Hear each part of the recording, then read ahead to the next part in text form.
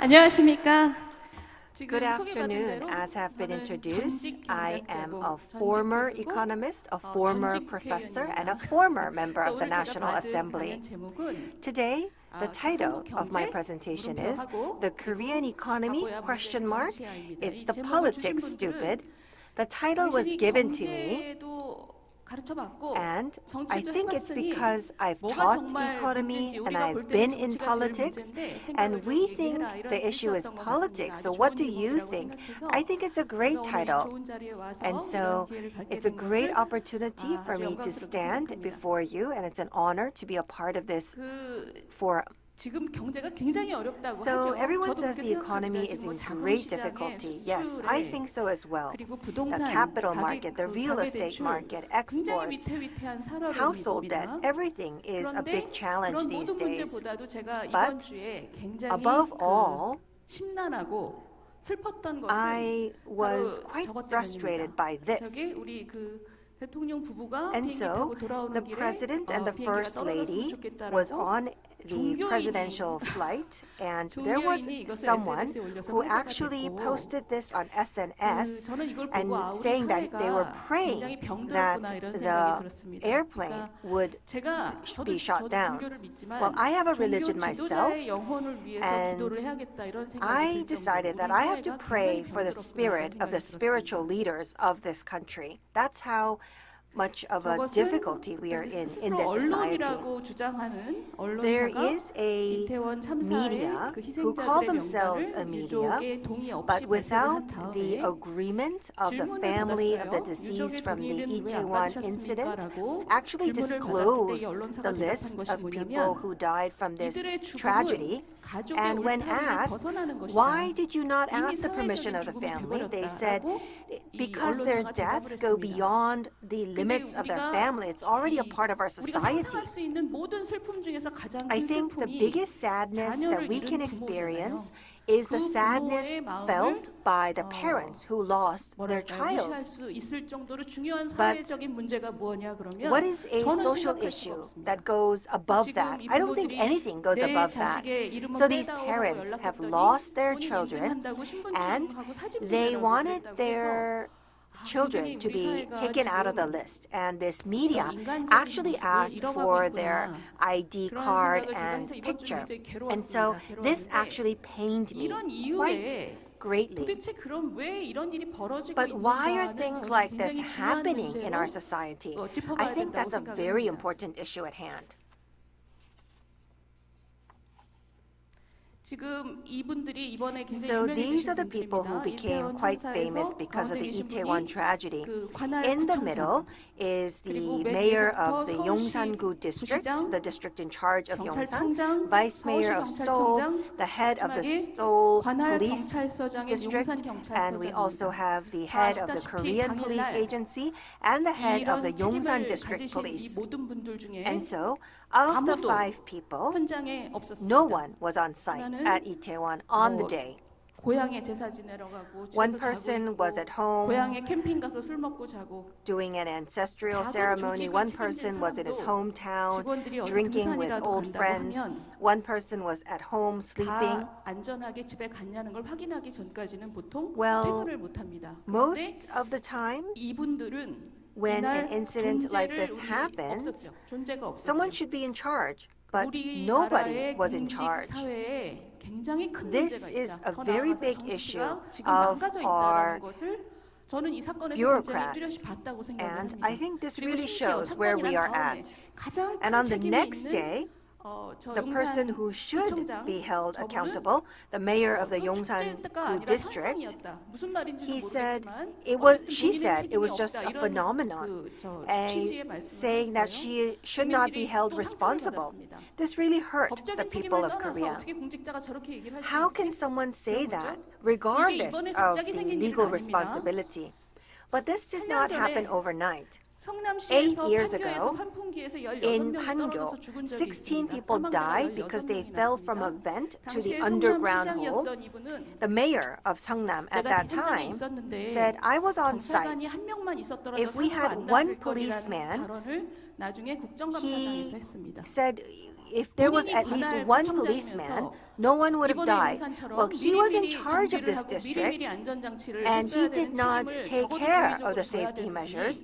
He should be held ethically responsible. And he said, vents are not people to step on. The accident happened because people were standing and jumping on the vent. The reason why I am mentioning this is because the public sector of Korea has major issues currently. Where is our politics going?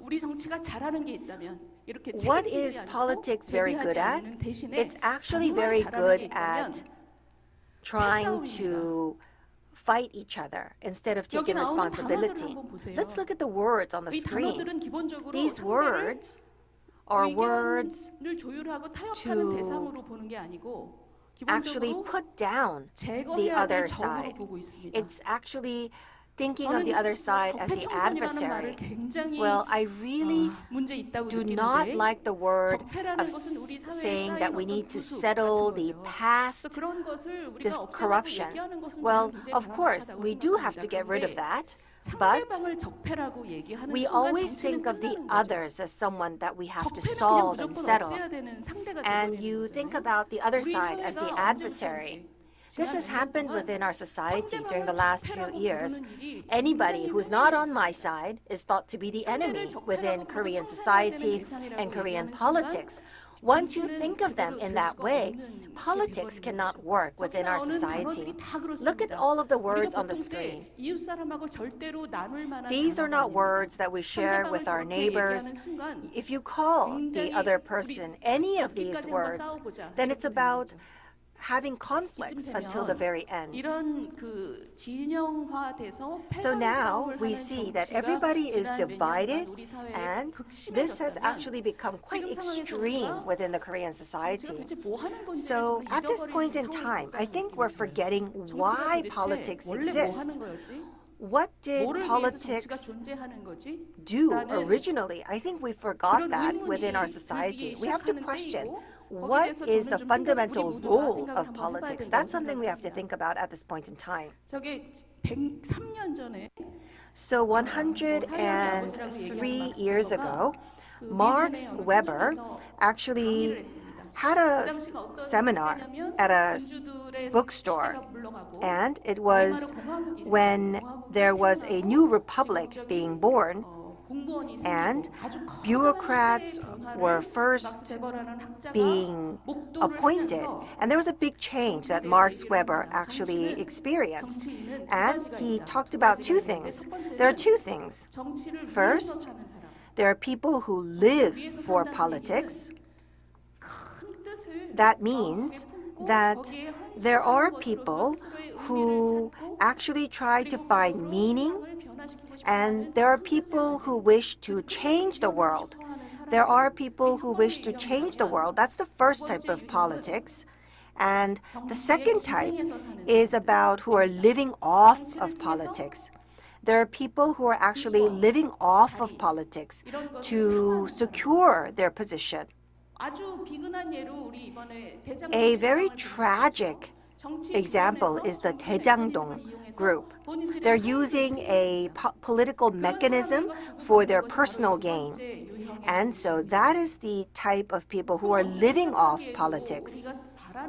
And so what we need to think about is the politicians who are working for politics, those with a vision. And what is that vision? When we talk about a vision, it's about looking at oneself within history and also thinking about the responsibility that they have.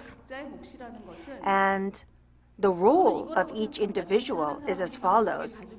So there are people with a vision, and it's about thinking about the people.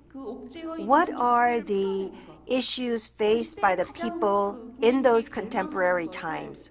What do the people wish to have solved? So politics should fundamentally focus on these issues to free them from these challenges, to free them from this difficulty so that people can live in freedom and prosperity. That is the fundamental purpose of politics. I don't think anybody would be against this definition.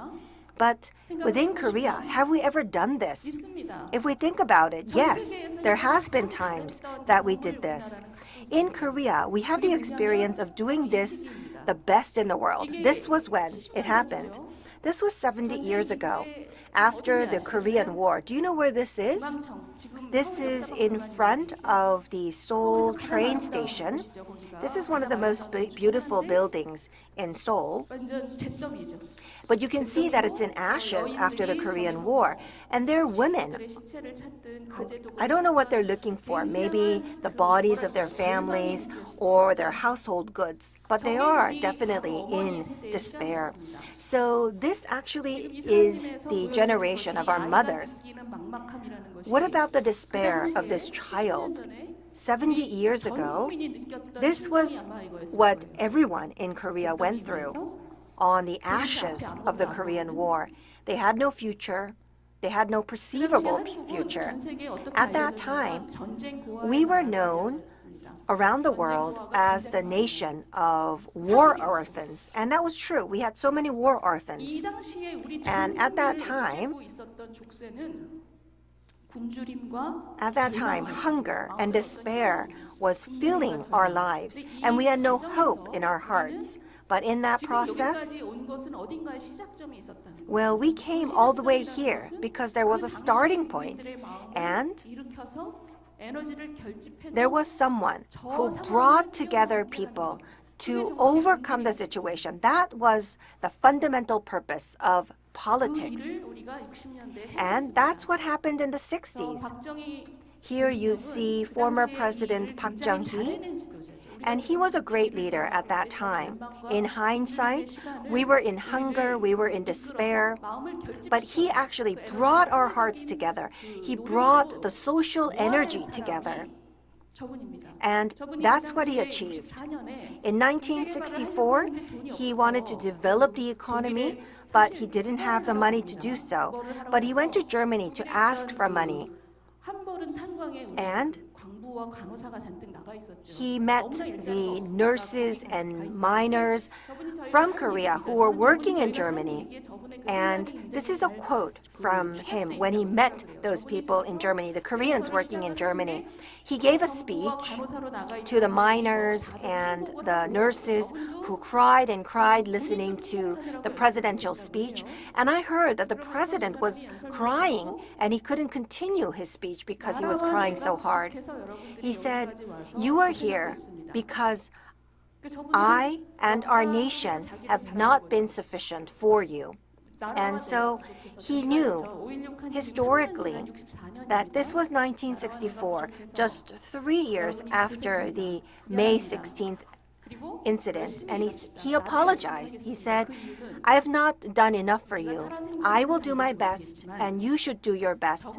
The fruits will not be enjoyed by any of us, but at the very least, our children will be able to enjoy the world as other people have experienced it."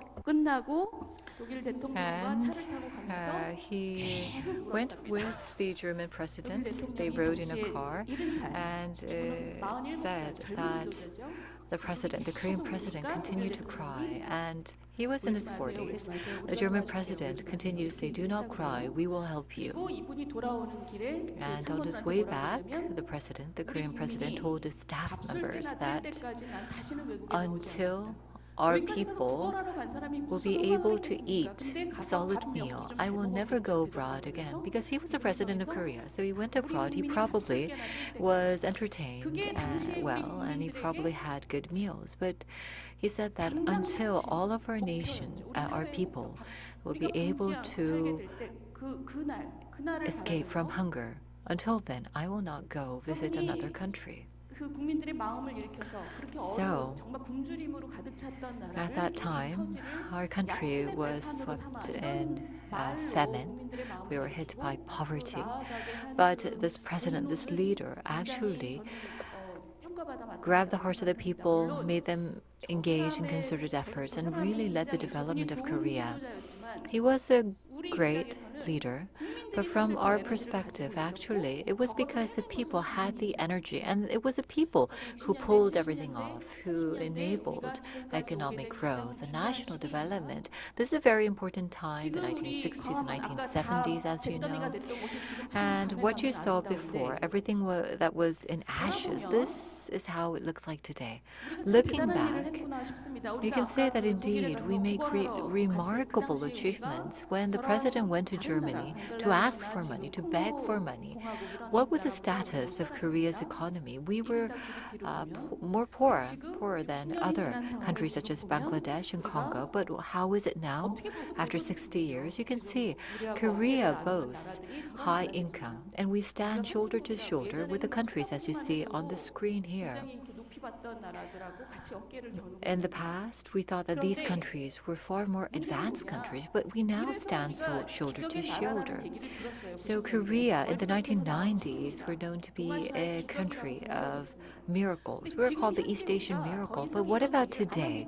We no longer talk about this, the miracle, not anymore, not about ourselves. Why?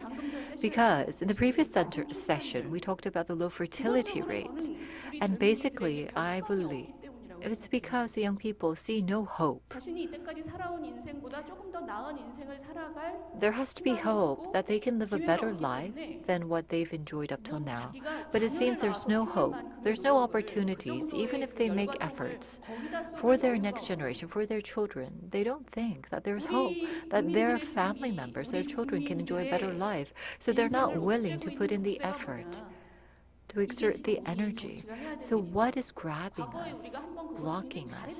What are the obstacles? We have had that previous experience of creating a miracle, but Korea is no longer called a country of miracle. We no longer call ourselves members or people of the country of miracle. We were just regarded as a country that once was seen as a miracle. Look at the Itaewon accident, the public officials, the low fertility rate, the despair of the young people. There's no happiness within our society. There's no hope. So we no longer call our country a country of miracles. After the 1990s, for the past 30 years, you can see that the average economic growth rate has been fastly going down. Yes, it's true. We reached a certain level, so it's only natural that the economic growth rate will slow. But the speed of slowing is too fast. It's because quality jobs are not being created. The young people are not certain about their future. They have no hope for the future. So the economy is declining at a very fast rate. How can we vibrate the economy? It's the restructuring. It is time for us to change what we've done in the past, starting from the 1960s. When we were poor, when we had low economic growth rates, we had a certain way forward. But now the world has changed. Our country has changed as well. And now it is time for us to go towards a brighter future. For that, we need restructuring. When we talk about those issues, however, we are not able to implement our plans. Why? Because there's too much confrontation. There's conflicts between factions, between the different camps, between the different social classes, income levels. There's regional conflicts. There's generation confrontations. There are confrontations between the different genders. And so that's because for the past 60 years, we've seen too fast a growth and development. And so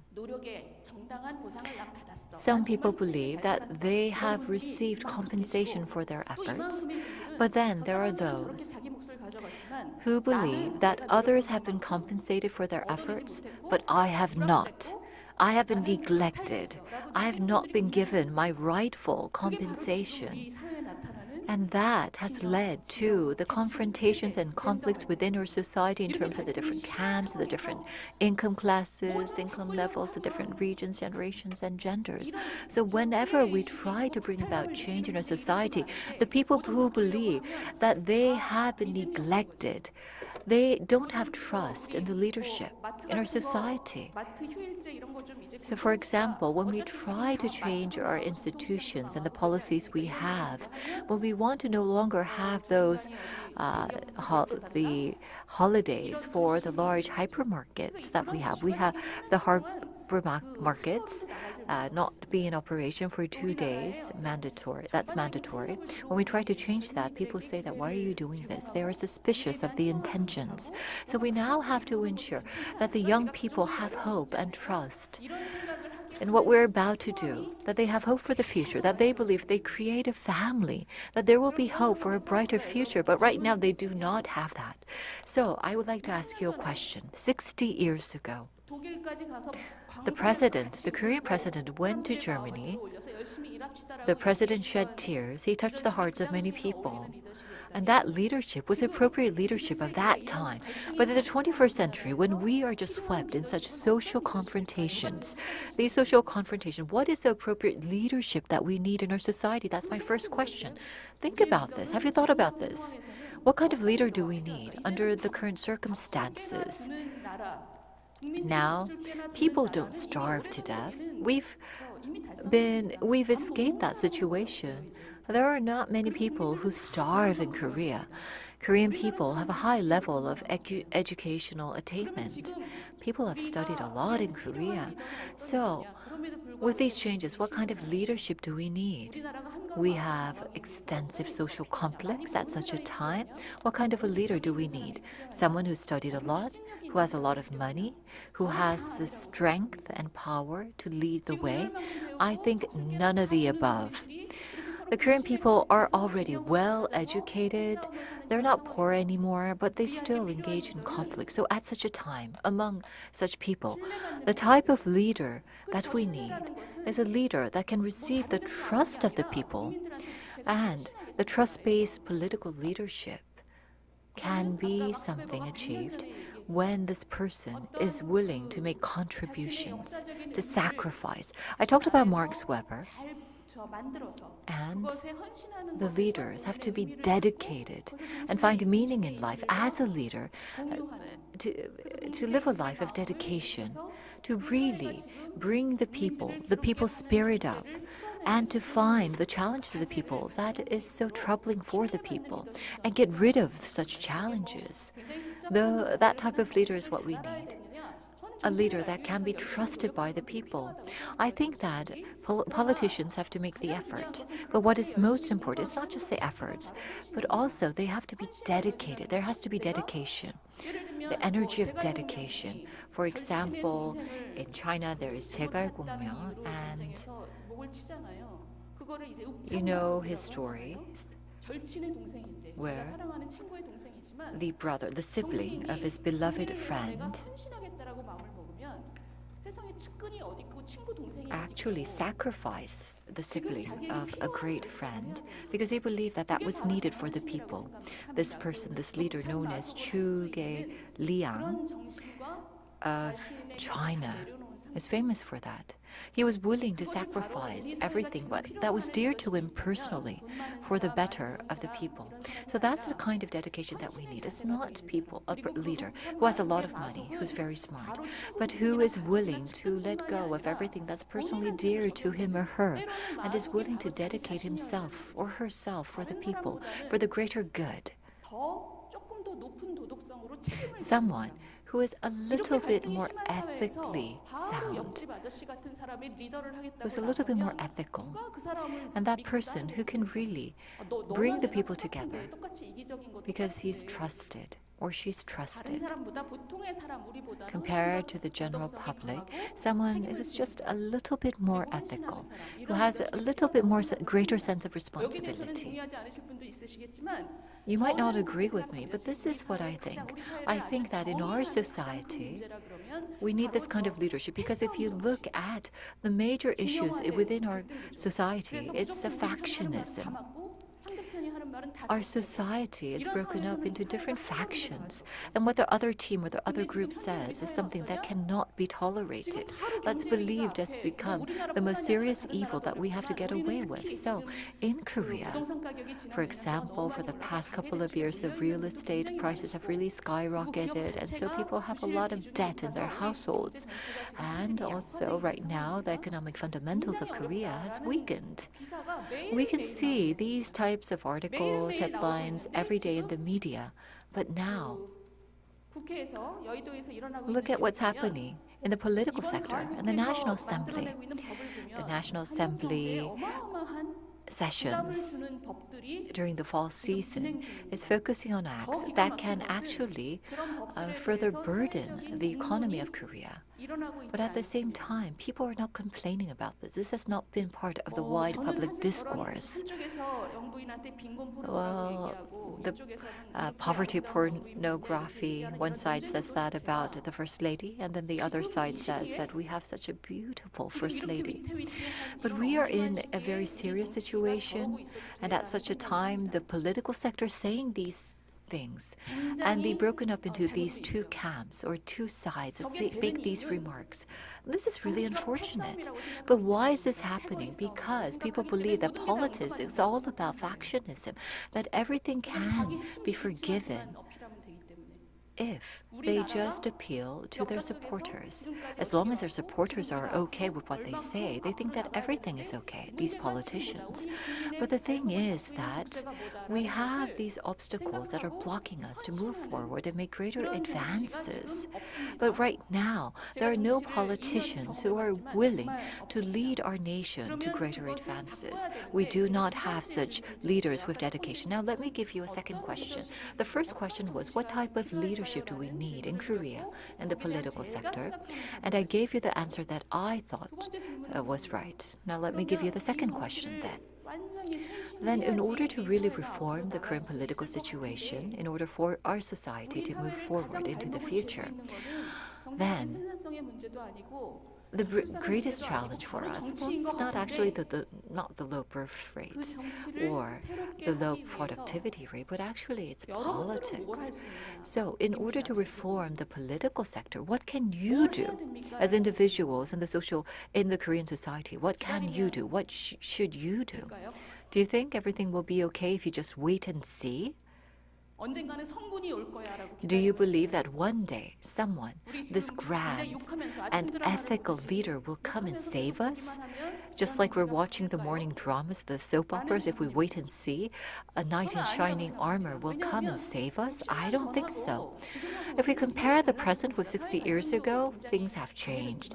Social confrontations have worsened, but even more so, the Korean people actually have the capabilities to really bring about change in the political sector.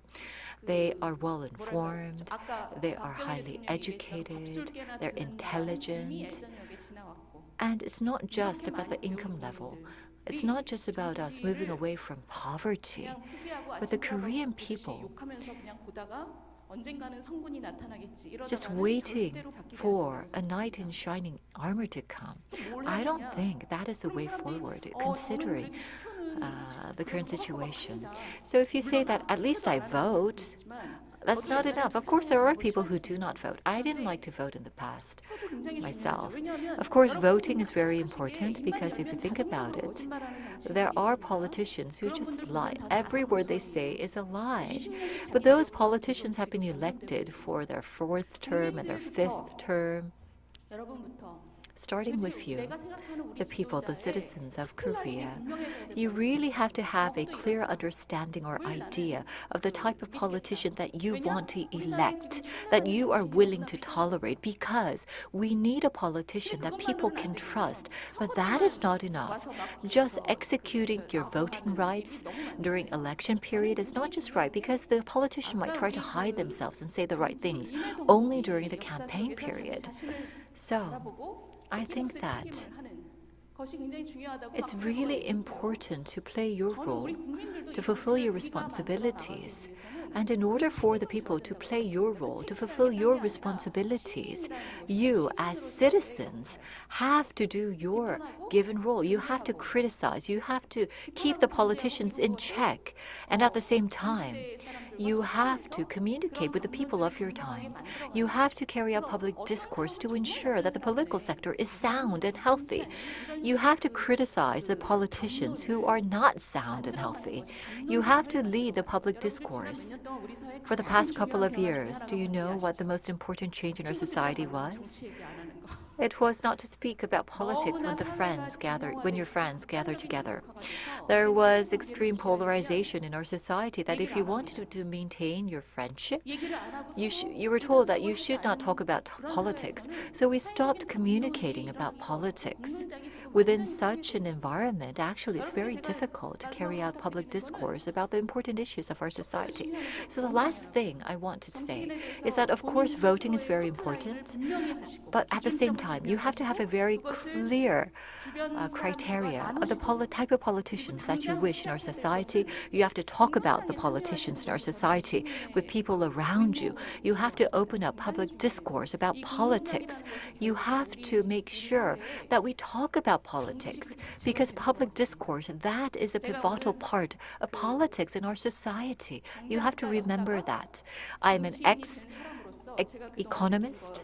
I'm also a former politician, and based on my experience, I asked you questions, and I asked you to do these simple things. Very important, though. If we carry out in this manner, then we will not be able to reform our politics, and that will lead to the demise of our country. So we really have to have the young people to really fulfill their roles and their given responsibilities as members of our societies, and that includes our responsibilities for politics as well. Thank you very much.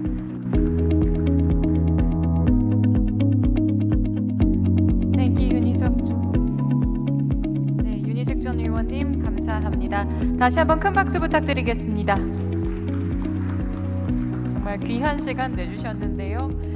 네, 이번 순서는 오늘의 마지막 프로그램이죠. IPCC 다시 기후 변화를 말하다입니다. Now let us begin our last session, Carbon Neutrality in IPCC Messages. Mr. Jung Tae-yong, Professor of Yonsei University, will moderate